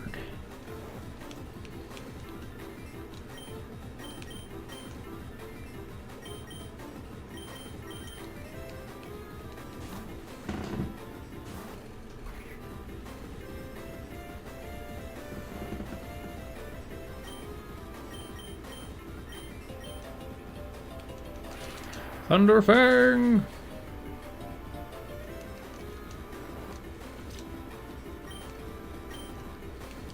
No, I missed. Well, they're still sleeping. Thunderfang!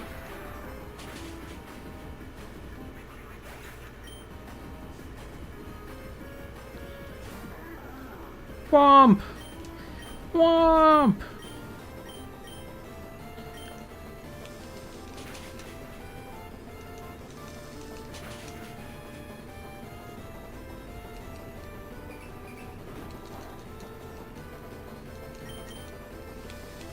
Love Womp. She's getting destroyed by these gears. Ooh, that's gonna mess me up. That is gonna mess me up. Yep.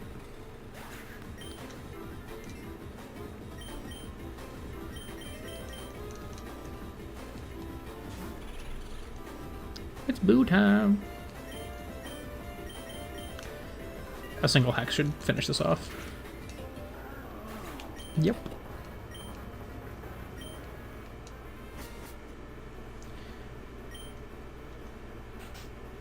Wait a minute.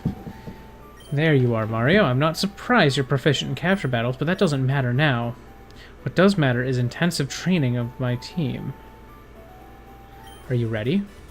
Great. I'm looking forward to learning a lot in this battle.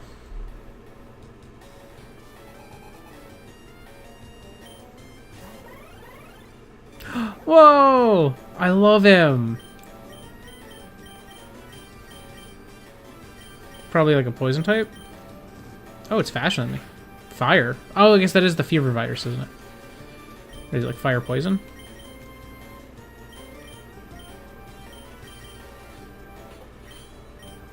I have dig.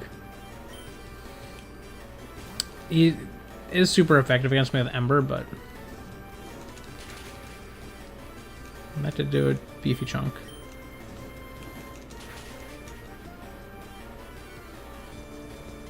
Digging a hole. Yeah, you use work up, but you're still gonna get hit.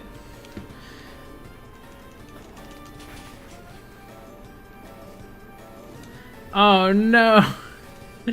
Oh, he's contagious. I love that. That's fun. That's a fun way to do the fear of a virus.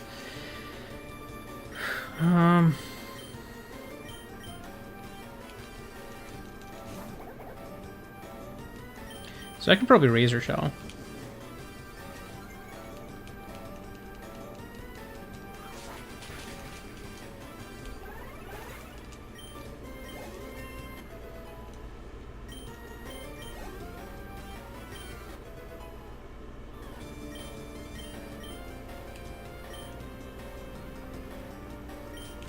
Is it going to be one of the other viruses?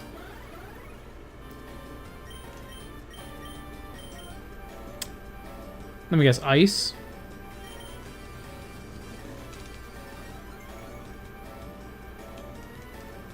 Because this is chills? Yup. Oh, that's so fun. Unironically love this one. Oh, wow, still have speeds.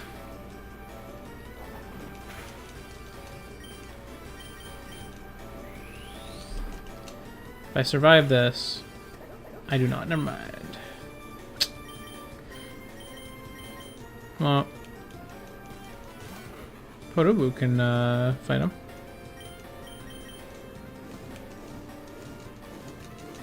Fire one's down.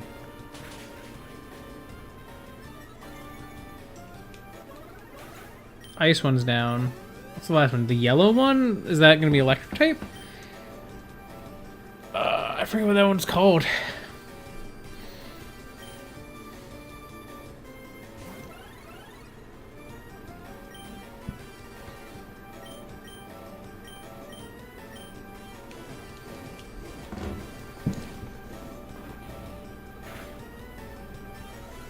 Let me see.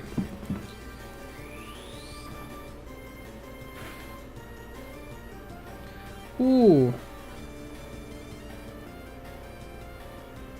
The Dr. Mario virus names. Weird.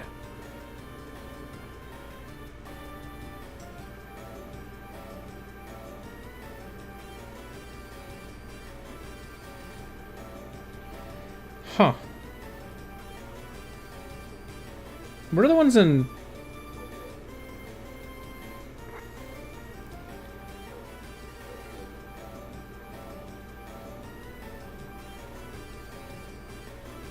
Interesting.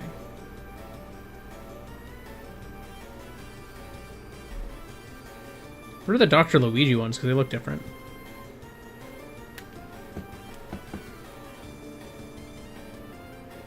Dizzy. Confused.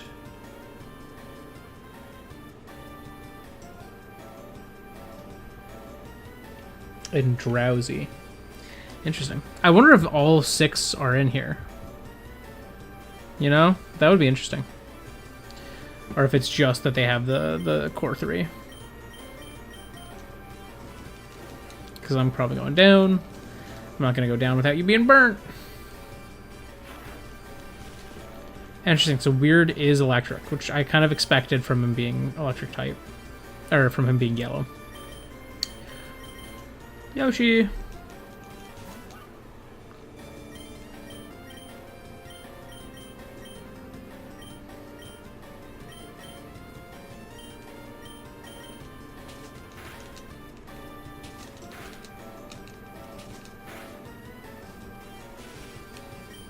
Yeah.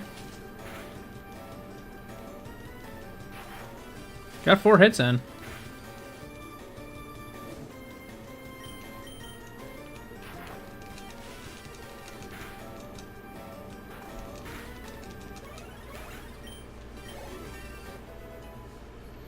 That's a fun mon. Test successful. It seems there's a few more bugs I've got to work out, but everything seems to be running to spec. Thanks for helping me test everything, Mario. What's that? You need a passcode for Wario Studio? That makes sense. The second word is gonna. I knew it. That's all I know. Good luck cracking the code. It's Wario gonna win. Alright, here's my prize. Wow.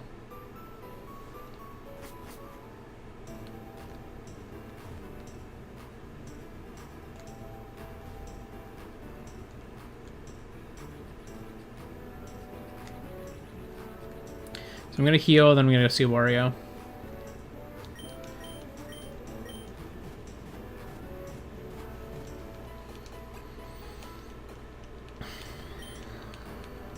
How am I doing with my Koopa Troopa? 19. We're almost there. We're 5 levels away.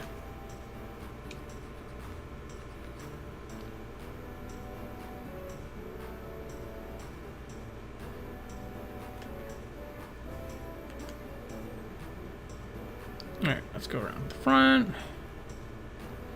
Go over. Oh, I didn't even have to put them in myself. Wario gonna win. I thought I would have to enter them myself. It's done. My hit new game that's going to make me loads of money is complete. Now to sell it. Mario, what are you doing here? How do you get into my studio? Wait. I just got one of my brilliant ideas. Creatures of Diamond City, it is I, Wario, your most beloved and stinkiest gamer. Curse sentence. Today I have a special surprise for you all. I am releasing a new game for you all to buy. Mariomon. It's so much better than that stinking Puromon that you're all playing right now. And to prove it, I have Mario here to wallow in defeat against my Wariomon. Something strange seems to be going on with something strange seems to be going on with Wario's PC. Is that supposed to happen? I downloaded this off the internet.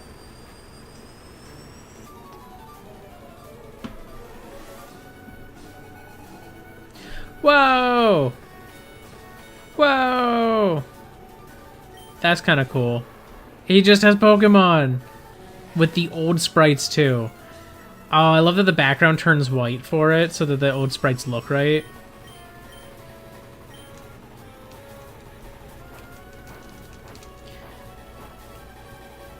That's really cool.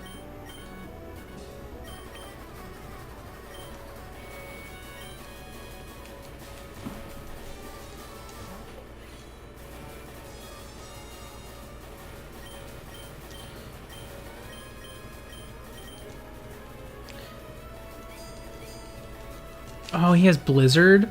I wonder if his special stats are the old style. Where, like, he has one special stat. Like, both special defense and special attack are equal or something.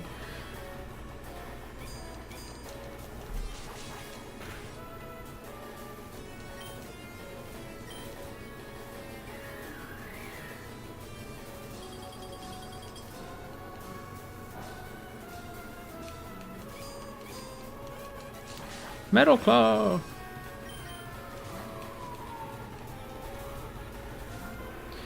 Switching to Arcanine.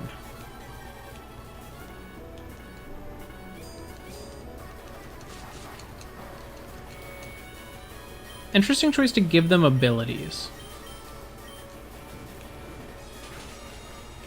Uh-oh.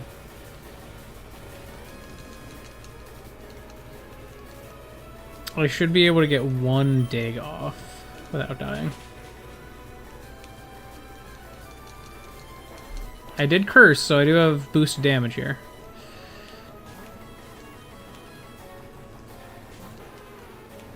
There's Lapras.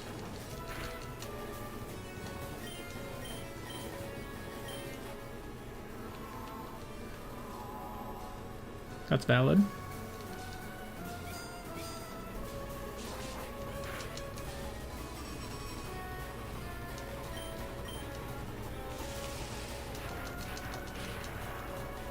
That might KO.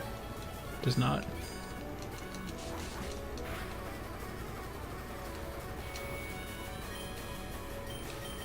I should switch though.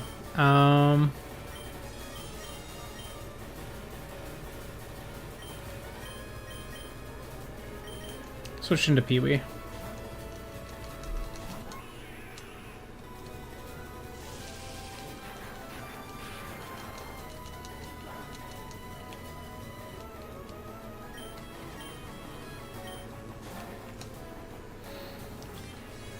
Arcanine's back. Should have predicted that.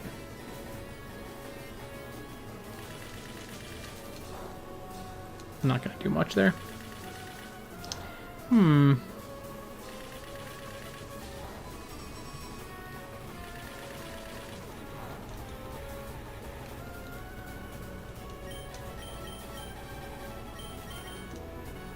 Ooh, body press is based on my defense, not my attack.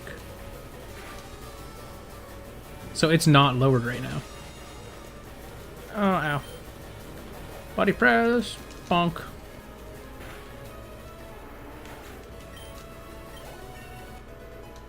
Nice.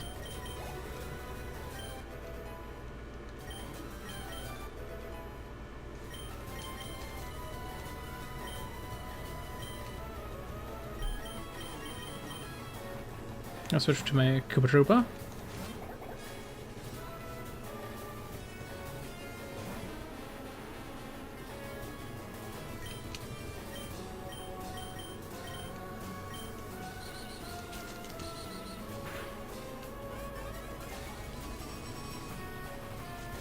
No! How dare you?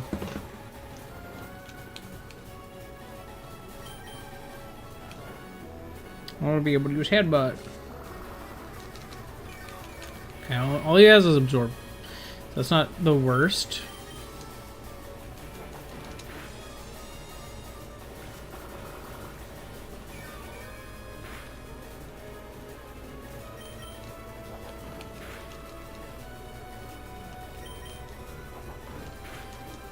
Come on, flinch. No. I like that less. We are switching. We are switching. We're gonna go to this guy. It's time to bubble him.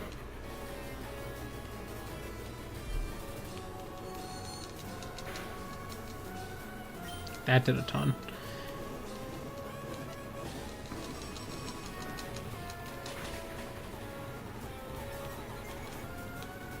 Well, he was easily taken out with that.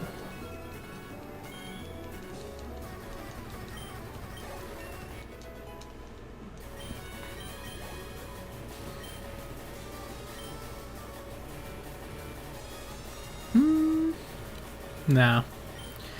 I'll stay in.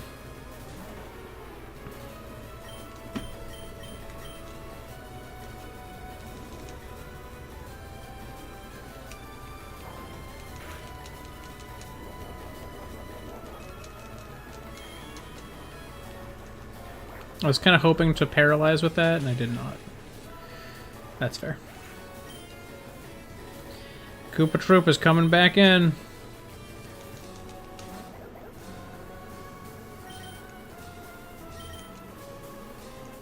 We're healing him. Or her. Have a shroom. What's wrong?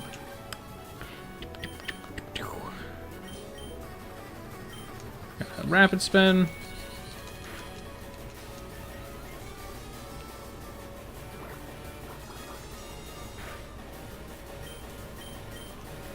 And we're gonna low sweep. Yay, Koopa Troopa! You're doing it!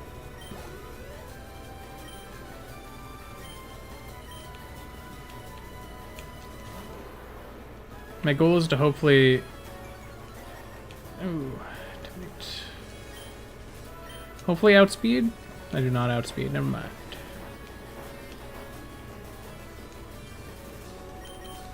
I feel like I survive a dig. Yeah.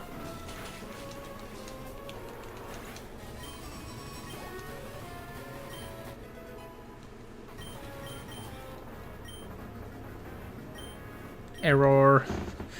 Error. Ah, no fair, no fair. I put 1 day's effort into this game and I lost. I even cut corners on the amount of friends I used to make this. What gives? Pokemon? What the heck is Pokemon?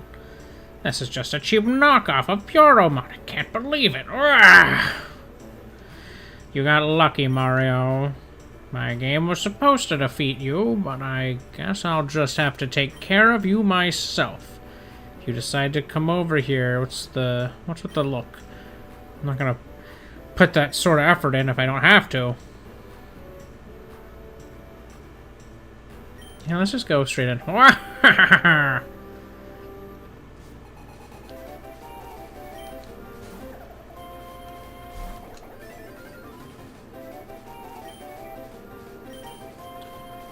Oh, my team is healed. Okay, that's nice.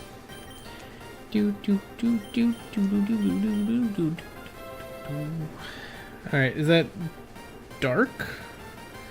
He's probably dark type. Rude.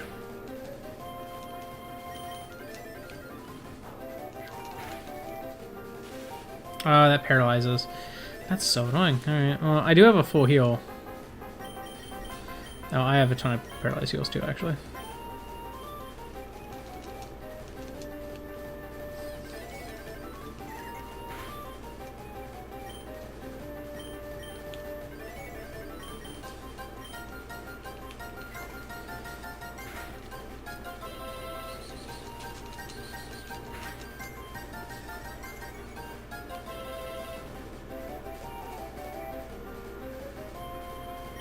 No! Okay, I do need to switch now.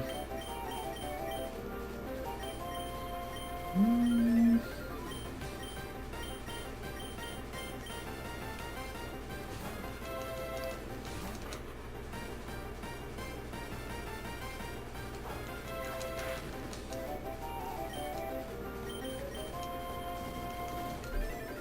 gonna burn you.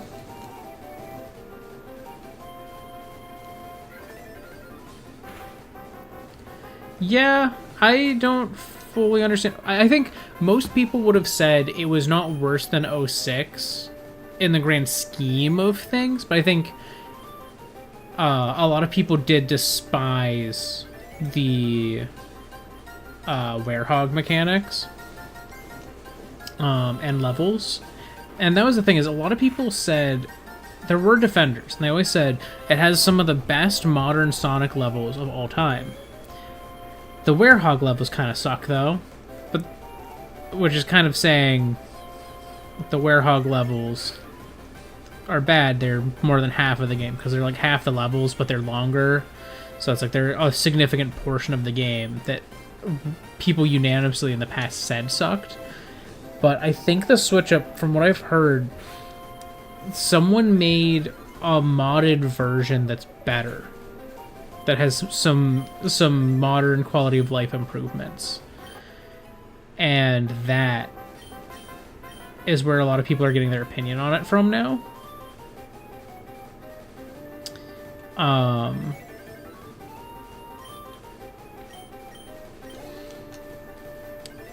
But that's not really the actual game. It does depend. It can be longer, but I think a lot of people were annoyed by how the werehog feels, like, and also the music that plays while you're in werehog mode. So I think that's where the dislike of that feature came from. Like, I'm kind of a neutral party, but I did watch the Game Grumps play it, and I can see how people would find the werehog stages frustrating. They played it on the Wii, which is the worst version, but it is one of the versions they released. They signed that, you know, like Sega said this is fine to release this way. So all of the not goodness that came from the Wii version is kind of still on Sega. A bit. But I think the recompiled version really exploded that sentiment. Because there were always defenders. And I think the defenders started to become more vocal for sure around then. But that is what kind of led to someone going, I want to make the recompiled version and make it better. But prior to that, I don't think it was a unanimous sentiment like it is kind of now. Like, so many people online are like, oh no, this is so awesome. The Unleashed is like one of the best Sonic games ever.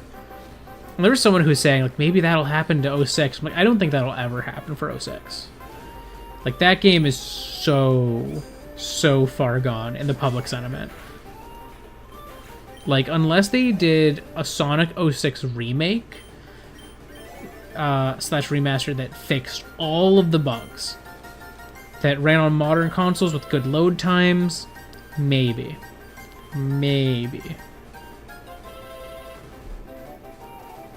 Yep. Yeah, I'd heard that it's significantly different.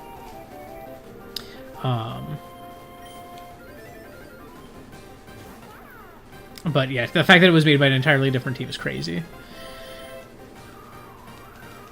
Because the funniest part is, that was, in my eyes, I've never seen Sega as, or like Sega's games as like, yeah, that's an Xbox 360 or PS3 experience. Like, that's never been something that crossed my mind. That's always been, I always felt like Sega was closer to Nintendo than any other game developer. So Sonic having a home on Nintendo always made more sense to me. Sonic and All-Stars Racing was on the Wii. Racing Transform was on the Wii U. It was multi-platform, but like they always had pretty strong support, except for a couple things like that, like Unleashed. And I'm like, I wonder why. Also, I love that he has a Puro on his team, despite despising Puromon.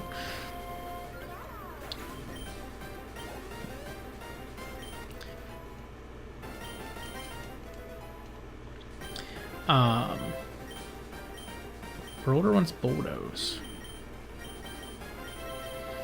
That's tempting, but I kind of like what I got.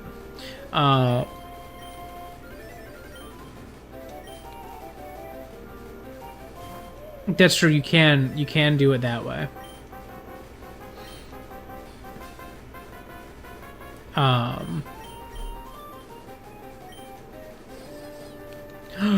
Oh, it's gonna be neutral, isn't it? Are you a ghost fairy? What are you? No, you have to be dark. Dark ghost?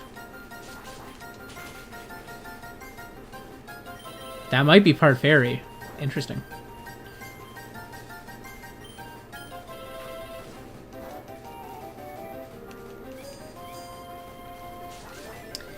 But yeah, I feel like 06 would probably not be despised if they re-released it. I think that would be the only way it ends up redeeming itself.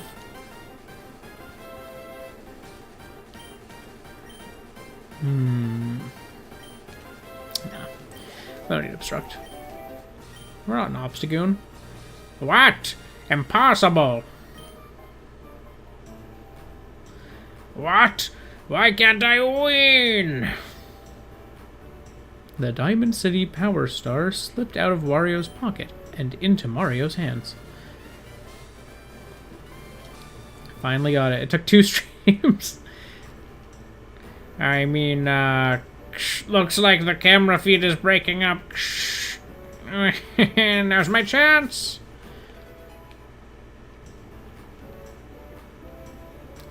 We got it. We got our 3rd Power Star.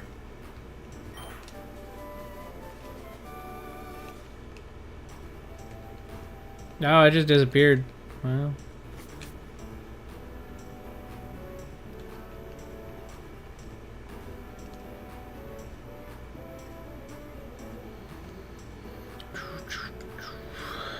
I gotta go heal. Maybe someday. Let's see. Let's heal up. Okay, we gotta swap Spike Top into the PC. Now that Spike Top is fully evolved. Oh, wait, did I ever switch Spike Top? I did. Okay, never mind. I'm good.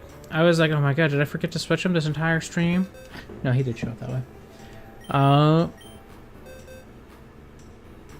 That's crazy. Yeah, it is probably two different people, but that does feel crazy to me. But then again, I had a friend who was a diehard 06 defender. Like, obviously 06 has a lot of issues, but he really loved what 06 tried to do and thinks that it would have been like one of the best games in the Sonic series had it not been so much of a mess, you know?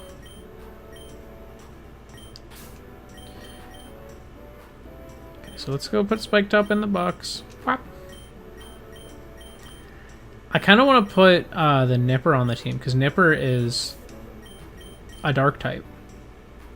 And that replaces my now off-team Dark type in my Evolved box. Look at that.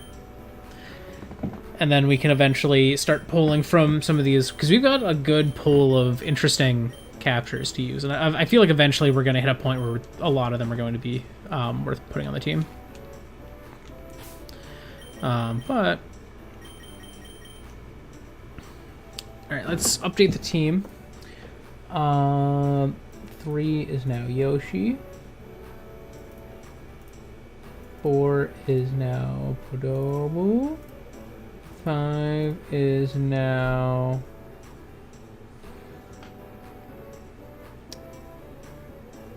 Koopa Troopa. And 6 is now Nipper. He's so little. He's so small. Alright, so he's on the team now. I do have to put him as the team lead. Bo-ba-da-bo.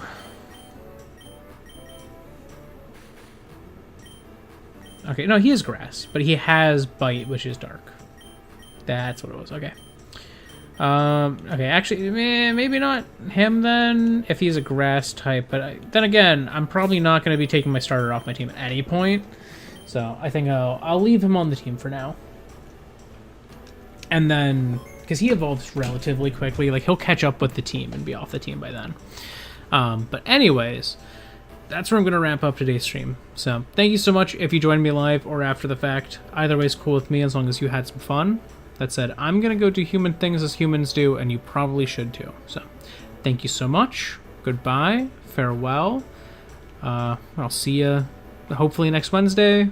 Probably next Saturday. But goodbye. I'm going to end it.